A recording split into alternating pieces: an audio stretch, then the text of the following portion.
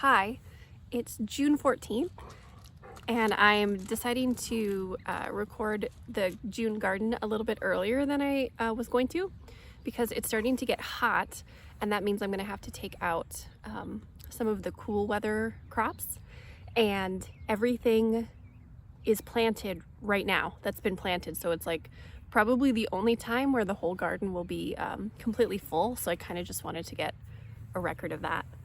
There really isn't much like growing that I can pick or eat other than leafy greens and some strawberries, but it's really cool when everything is filled in. So that's why I just wanted to show it.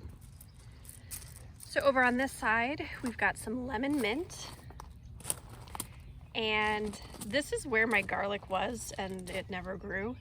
So then I planted coriander and it never came up. And now just within like the last week, it started to come up. So it took like 5 weeks to germinate. I don't know what's going on there.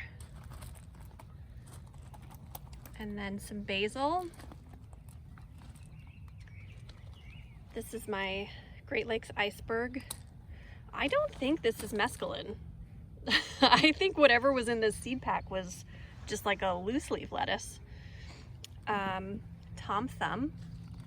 And my poppies, which you can see there's almost some poppies.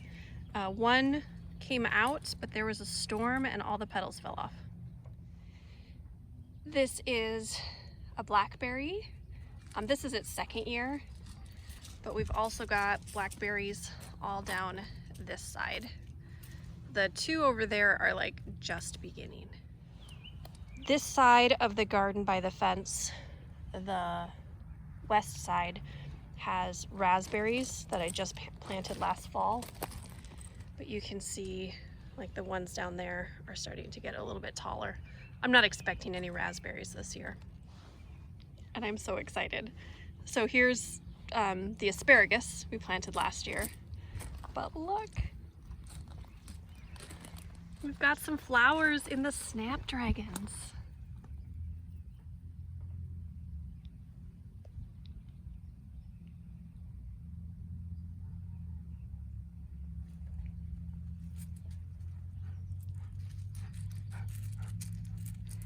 And they're funny, they were out here during a storm, and it's like they've kind of, I'll try to show you. So like during the storm, a lot of them fell over and then they kind of started laying themselves, like the main stalk down, and now they're springing up more flowers from the main stalk.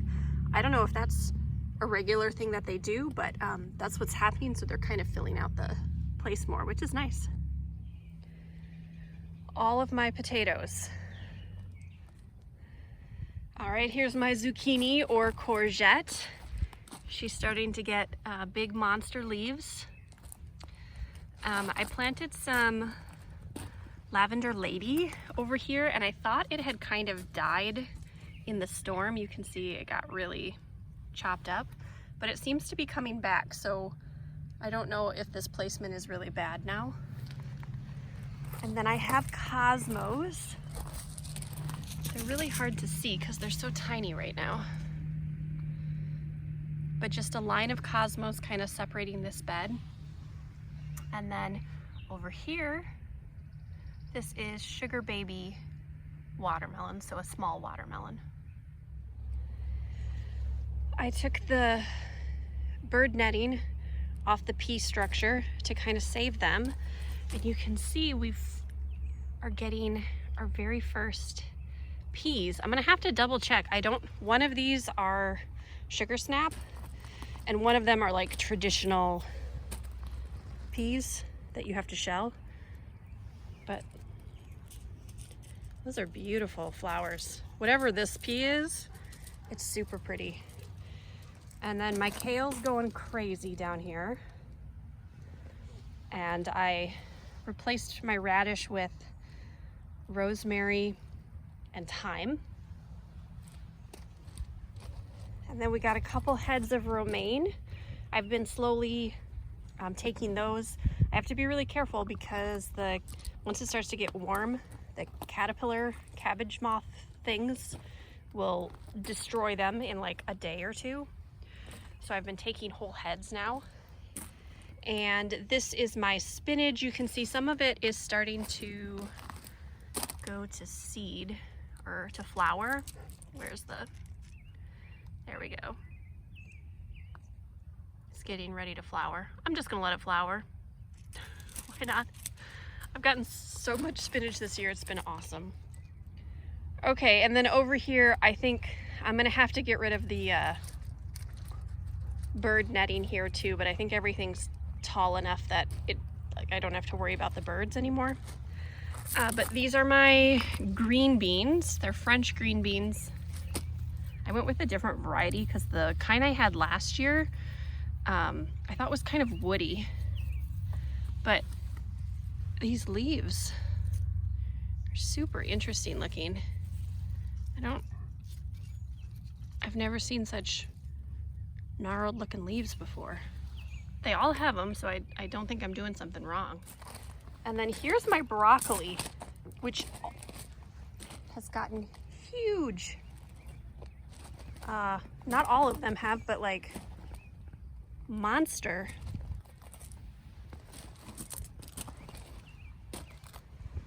And then I've got cucumbers here and a marigold that's getting ready to flower. I think I can officially say that my blueberries are dead. We've had no growth, no green, no turning whatsoever. But these are the June berries. You can see there's even a few, maybe you can see. I've been getting, 2 or 3 every so often in here. This is I think it's called a sakura. It's a Japanese melon. It's a green fleshed melon. It's supposed to be sweet. I don't know if it tastes like a muskmelon or not. And then I have zinnias on either side. And I ended up starting these indoors because of the birds eating my seeds problem. I was nervous because they said that you shouldn't start them indoors, but I've started all my flowers indoors without issues, other than maybe not the best germination. These are little dwarf sunflowers. And this is lemongrass. It kind of looks like regular grass has gotten in there though. A black cherry tomato with a marigold. And then these are blue boy flowers. Over here, we have a mini Minnesota cantaloupe that's supposed to be able to grow in a container. It hasn't been warm enough for the melons to go crazy yet. And then this is a sun gold. Oh, it's already flowering. I wonder if I should pinch those. A marigold, 2 oreganos because I got a lot of oregano. And then I've got this little guy back here is a cayenne. And then this one, I think this one's a jalapeno. I can't remember. Okay, we've got some marigolds. Everything is just getting ready to flower. And then I put some sweet potatoes in here. And then also there are carrots, sort of. You can kind of sort of see them coming in. They have also taken 5 weeks to start putting up little leaves. Okay, here's my onions and tomatoes. I've got the one cage that Tyler made last year, a super sturdy cage that has a tomato in it. And then I decided that the other tomatoes I would put on either side of the cage. These are Amish, so they're indeterminate. And then I've got a Buratino that I got as a free seed. She hasn't been looking super good since I planted her, but oh well. African marigolds and onions all around just to help with any bugs. I have definitely overcrowded this bed because I thought some things were not going to grow and then they started growing anyway. So that's okay. We'll see how it works. So these are, I think they're called buttercup squash. They're a squash from North Dakota. They're a little tiny, like green pumpkin looking one, but they taste like a sweet potato, I am told, and they're good for long-term storage. So we're trying those on the other side of the trellis away from the cucumbers. They can climb up one side. It's really loud, the farm equipment going by. And then these are calendula, and I've got some heads forming on them. I did not realize they would get so bushy. These are carrots that I planted in April that are just not, they're so slow coming up. I thought they had all gotten eaten by the birds. So they're so close to the calendula. I don't know if this is gonna work. And then around the outside, I've got bell peppers, just regular bell peppers. Although I'm still eating bell peppers from 2023 in the freezer. And then some spring onions and marigolds as well. So this bed is it looks okay right now, but once stuff starts growing, although the bell peppers don't get as big as like a lot of the other items. So it'll be all right. And then here is the other strawberry bed. It's not really producing many strawberries at this point, but I have a lot of Johnny Jump Ups and clover that are getting in here. So I've been pulling it out by the handful. But I really like this type of strawberry. So I think next spring, I will start another bed with this type of strawberry elsewhere. And then I'll have to do some major cleanup of this bed to rid it of the Johnny Jump Ups, because they are a pest. Although, so cute. They now exist everywhere in the garden. And I planted them once. And then here is my chamomile. Super excited for that. Yeah, hi Pop. And then we got regular mint over here. I was hoping for chocolate mint. Nobody has it. None of the nurseries nearby here in Iowa or in Minnesota. So I think something must have happened to the supply of it this year. If I had gotten that would have been a seedling that I'd bought elsewhere. Otherwise, everything else here, I guess except for my onion sets that I started everything that's an annual from seed myself. So that's a pretty good feeling that I did it all. Well, obviously potato seed as well, but. And then I've planted so many things in this bed that I think I've got extra stuff growing here too. So I've got some red onions here, and I think this one's a violet sparkle bell pepper. And then these two are jalapeno. That one's having a rough time. And then I just noticed last week that some carrots started coming up that I had planted almost 2 months ago. 6 weeks ago, 7 weeks ago. Whoops. And then also some coriander started coming up that I had planted that I thought had been all eaten. So I've got, I guess that's good. And then little spring onions. You see that little guy right there? That little guy looks like it is just a little weed. But that, my friends, is a baby stinging nettle. And if you try to pick it up with your fingers, even the babies will sting you. And it tries to disguise itself as a regular weed in here. You gotta be careful. They'll get you, those stinging nettles.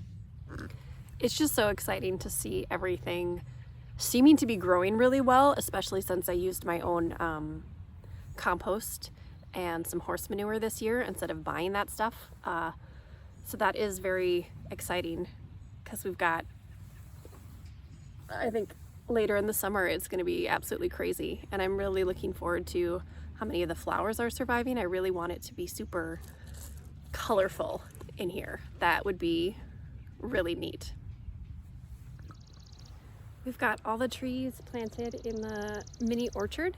I wanted to show you how Tyler did the fencing, which we need because of deer, so that we can easily access the trees.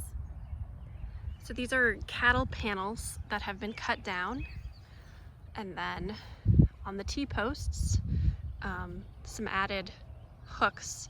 So the cattle pedal hooks at the top,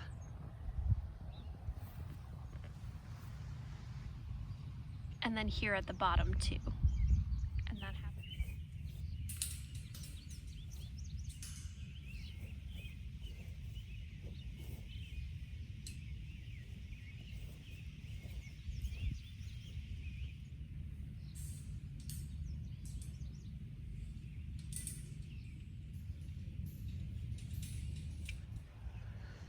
Harland Red, Honeycrisp. The Harlan Red already has apples. The Honeycrisp hasn't produced any flowers or apples as of yet.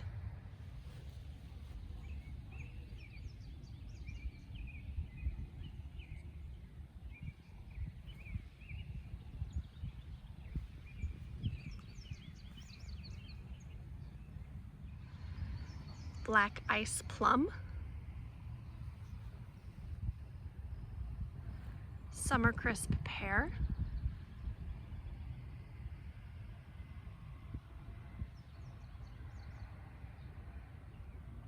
The Contender Peach.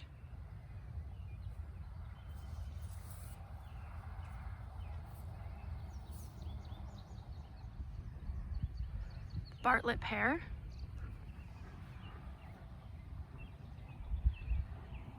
And this is the Toka Plum.